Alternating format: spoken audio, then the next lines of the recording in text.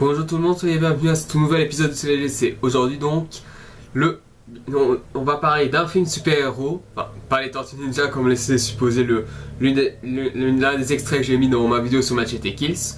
Non, je vais juste parler de ça.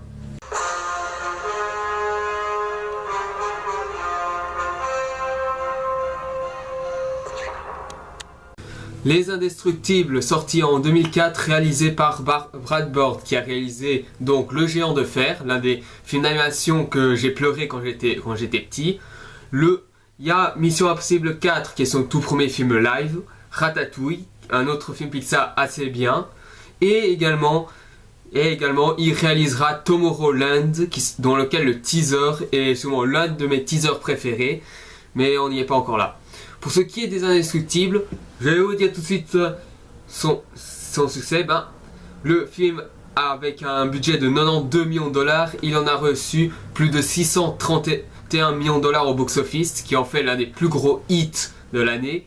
Et niveau critique, ce sont des critiques extrêmement positives, voire même élogieuses, principalement à cause de l'animation, des personnages, de l'histoire, ainsi bien sûr que des thèmes utilisés. Et sachez aussi que c'est un hommage aux super-héros des années 60 ainsi que une vision du futur selon les gens des années 50. Et maintenant passons à l'histoire. De quoi parlent les Indestructibles? Nous suivons Monsieur Indestructible qui après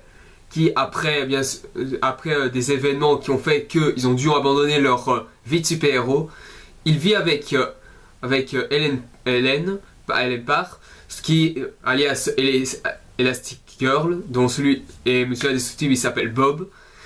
Bien sûr, eux deux fondent une famille avec ses deux fils, Jack et Flash, et sa jeune fille qui est Violette.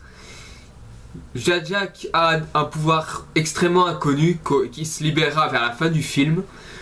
Quant à Flash, il a une super vitesse. Et quant à Violette, elle est capable de se rendre invisible ainsi que d'utiliser des champs de force. Bref, un hommage à Madame Fantastique, enfin la femme invisible si vous voulez. Jack, on ne sait pas trop de qui il s'inspire. Quant à Flash, on sait que c'est de Flash qui s'inspire. Et bien sûr, grâce à son meilleur ami Frozone, joué par Samuel L. Jackson, qui est un peu un petit hommage à Iceberg ou à Iceman, enfin quelque chose comme ça. Et eux, lorsqu'ils se rendent compte qu'un dangereux adversaire qui apparemment connaît si bien Bob Parr, ceux-ci sont obligés de reprendre leur costume et de sauver le monde encore une fois. Même ils sont dans un monde où ils n'ont plus besoin des super-héros. Entre guillemets, bien sûr. Mais bon. Pour vous dire déjà, le scénario est bien sûr une vision une vision des super-héros des années 60. L'époque où les super-héros étaient volontairement ridiculisés. On peut noter Batman, aussi Spider-Man aussi, Superman également. Parce que oui, contrairement à ce qu'on croit, Spider-Man a vraiment vécu dans l'époque 60-70 où les super-héros étaient volontairement ridiculisés. C'était l'âge d'argent des super-héros. Et dans ce cas ici, c'est vraiment un hommage à l'âge d'argent des super-héros. Et ici, il le rend non seulement épique, mais aussi assez drôle de façon. Sont assez spectaculaires. Et c'est parti pour la critique. Parlons de l'animation. L'animation est juste brillante. On voit que les 92 millions de dollars sont bien utilisés. Et franchement, pour un film qui devait sortir quelques temps après Le Monde de Nemo d'Andrew Stanton, le film a une animation splendide. Faut dire que de la part de Pixar, voilà. Ensuite, les personnages, comment ils sont? Les personnages, de manière générale, sont intéressants chacun de leur côté. Bob Parr est intéressant en tant que père de famille qui, malheureusement, il est toujours bloqué dans le passé, enfin, le moment où il était dans ce moment de gloire où il était encore un super-héros, quant à Helen Park qui a essayé de tourner la page mais qu'au final elle finit par reprendre le costume lorsqu'elle doit sauver son mari d'un événement que je vais pas vous citer, bah, faut pas non plus exiger sur le scénario non plus. Et ou Flèche pour l'enfant rebelle, l'enfant qui fait chier sa sœur en gros. Et sans oublier Violette qui est l'exemple de la fille ado qui se plaint un peu de sa vie de personnes ayant des super pouvoirs. Il suffit de voir une conversation sur la table pour comprendre. Quant à Jack, c'est le bébé qui en gros fait en sorte qu'il est normal alors qu'il n'est pas. Faut voir ça à la fin. Et également sans oublier Frozone qui est le meilleur ami de Popar. Et également le méchant du film, Syndrome, qui est intéressant sachant que c'est un personnage qui connaît assez bien le personnage de Monsieur Indestructible. Je vais y revenir. Donc avant de commencer, est-ce que Syndrome est vraiment intéressant ou est-ce qu'il va le coup? Très simple. Dans le Wizard Magazine, il est le numéro 64 du top 100 des meilleurs vilains de tous les temps. Ce qui est déjà pas mal, faut le dire. Ensuite, bien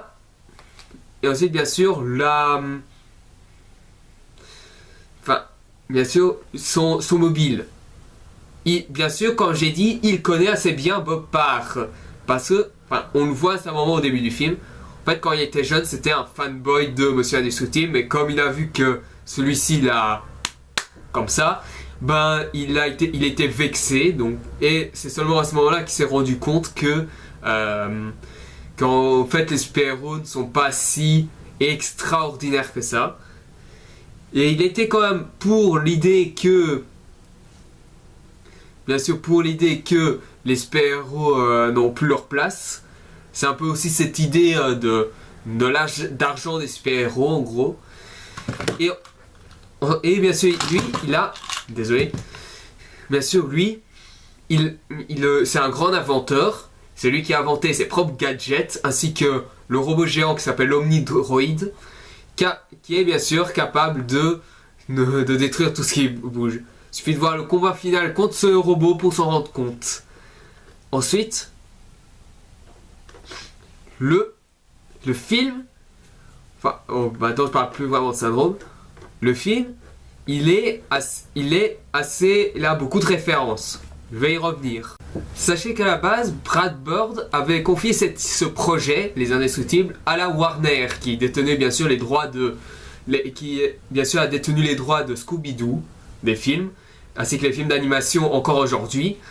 Il détenait aussi les droits de Batman également, et de plusieurs autres films appartenant à la DC Comics. Sachez qu'à la base, ça aurait dû être un film d'animation traditionnel qui devait être produit par Warner Bros Pictures, mais malheureusement cette société va fermer sa division animation, ce qui a donné un peu un gros creux à Brad Bird. Mais heureusement Pixar est là et lui a donné une nouvelle envergure. Et aussi, sachez que au moment de sa sortie, vous allez peut-être pas y croire, mais Les Indestructibles à sa sortie n'a pas été classé tout public. Ça a été classé directement pour un contenu inadapté pour le jeune public. Parce que bien sûr, quand on regarde Les Indestructibles, il y a quand même beaucoup de morts aussi. Parce que quand Edna Mode, qui est interprétée par Brad Bird lui-même, alors que c'est une femme, Edna Mode va parler du pourquoi elle ne veut pas que le Monsieur Indestructible porte une cape pour son nouveau costume. Et elle explique pourquoi. Elle dit que beaucoup de héros sont morts à cause de ça. Et bien sûr, on voit bien sûr ce qui se passe. Et ça, en effet, je dis bien en effet, il y a des moments assez violents. Enfin, après, c'est pas l'ultra-violence, mais c'est quand même assez violent. Pour vous dire une idée, la mort du méchant Je vous dis pas qu'est-ce qui se passe, mais elle aussi, elle est plus ou moins violente. Enfin, on ne voit pas ce qui se passe, mais c'est suggéré par le fait que c'est violent. Et là, c'est quand même assez intéressant. Parmi les références, on peut noter bien sûr que Syndrome est une référence à Lex Luthor de Superman.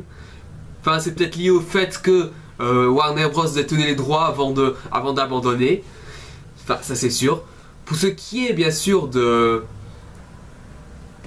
Mais voilà, pour ce qui est des deux autres références, on peut citer les 4 Fantastiques pour Violette et Elastic Girl. Il y a Flash aussi pour Flash. On peut noter aussi... Enfin, je sais pas si c'est vraiment comme... On peut noter Hulk et Superman pour Monsieur Indestructible. Oui, Hulk et Superman. Hulk pour la super force et Superman pour le côté indestructible entre guillemets. Et c'est un peu pour ça. Quant à Syndrome, bah, c'est plus Iceberg qui s'inspire. Après, il y a un méchant. Vous vous souvenez de ma critique de The Amazing Spider-Man 2 quand je disais que la fin des Indestructibles de The Amazing Spider-Man 2 ressemblait à la fin bien sûr à la fin des Indestructibles. Ben c'est le cas. Le personnage du démolisseur, appelé Underminer en anglais, c'est un personnage qui arrive à la toute fin. On se dit pourquoi il est là, mais c'est bien sûr pour nous dire qu'est-ce qui va se passer dans la suite. Et il y a eu un jeu qui s'appelle Rise of the Underminer, The Incredible Rise of the Underminer, qui est une espèce de suite au film. Un jeu assez sympa, même si... Mais c'est vrai qu'il aurait pu être mieux. Mais en soi, c'est pas si mal. C'est pas si mal quand même. Sinon, pour ce qui est bien sûr des qualités, des autres qualités, l'histoire est vraiment bien gérée. On n'est pas perdu. L'ayant vu au cinéma, et bien sûr, je n'avais que 10 ans, ben j'ai carrément tout compris à ce qui se passait. Et sachez que moi-même, je dis bien moi-même, j'ai jamais vu un film super-héros aussi bien, utilisé, qui non seulement utilise bien les super-héros, mais également son vilain. Sachez quand même que beaucoup des personnages, ont été modélisés par Brad Bird lui-même. C'est bien sûr un directeur de l'animation assez talentueux. Pour ce qui est... Mais bon, après, si je dois dire des défauts, ben, c'est vraiment minime. Enfin, les seuls défauts qu'on peut peut-être donner, mais c'est extrêmement suggestif, c'est de 1 l'humour, parce que si vous n'êtes pas fan de l'humour des Indestructibles, ben, c'est sûr que vous n'allez pas tant apprécier que cela. Sinon, c'est votre bonheur. Moi, j'ai beaucoup rigolé devant les Indestructibles, et même encore maintenant. Pour ce qui est ensuite du dernier défaut qu'il y a, ben, c'est peut-être le fait que c'est bien sûr peut-être le fait que le méchant a un côté assez gamin, qu'il en fait un peu trop, mais en soi, vu que c'était un fanboy à la base, voilà quoi.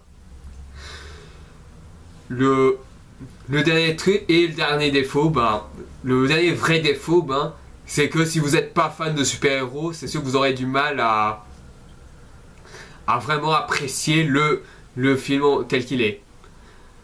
Donc voilà. Mais bon, le dernier point que je peux dire sur Syndrome, c'est que il n'a pas de super pouvoir. Tous les pouvoirs, entre guillemets, sont des inventions qu'il a lui-même créées. Par exemple, le tir électronique qui paralyse, c'est lui qui l'a fait. Enfin, il l'a pas eu. il l'a construit pour qu'il le fasse. Et c'était vraiment sympa de leur part, de la part de Brad Bird d'avoir fait un méchant qui est vraiment extrêmement dangereux, et qui est très intelligent en plus de ça. Sachez aussi que, enfin, désolé, c'est juste que il y a, parce que pour certains noms, il y a d'autres trucs. Déjà, enfin, chez nous c'est flèche. En France c'est flèche. En anglais c'est dash. Je sais pas si le nom qu'on a donné, je sais pas si le nom Rainbow Dash dans My Little Pony en est à quelque chose, mais peut-être que les gens qui ont fait My Little Pony sont inspirés du jeune garçon des Indestructibles pour faire. Mais ça, je pense que c'est une rumeur et je pense pas que ce soit vrai. Sinon, il y a eu beaucoup de personnages. Mais il y a bien sûr Carrie, que pour moi c'est un personnage c'est vraiment le typique du personnage énervante, mais qu'on zappe comme ça parce que voilà. Sinon, il y a Mirage, que c'est un personnage qui a un peu d'intérêt. Il y a un petit peu d'intérêt, mais voilà, sans plus. Et apparemment... Attends un peu. Ah, d'accord. Je viens juste de voir, en fait, que... Parce que j'ai mon ordinateur juste ici. Que, apparemment, il a été vu que l'Omnidroid était mis que le terme Omnidroid a été utilisé par la permission de Lucasfilm. Alors, boîte de George Lucas, celui qui a fait Star Wars, avec un graffiti. Voilà quoi. Et bien sûr, c'était pour remplacer le mot droïde. Parce bien sûr, à la base, il devait s'appeler le droïde. Le robot de Syndrome devait s'appeler le droïde.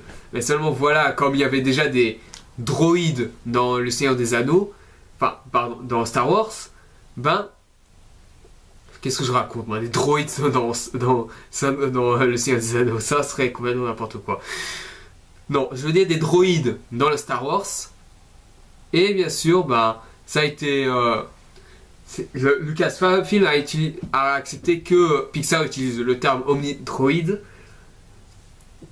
Donc voilà, après, il y a aussi un méchant, Bon Voyage, qui apparaît au début du film, et voilà. L'endormineur, c'est à la toute fin. Quant à d'autres méchants, il y a aussi des... Bon, enfin, après, il y a d'autres héros, mais ça, c'est dans d'autres...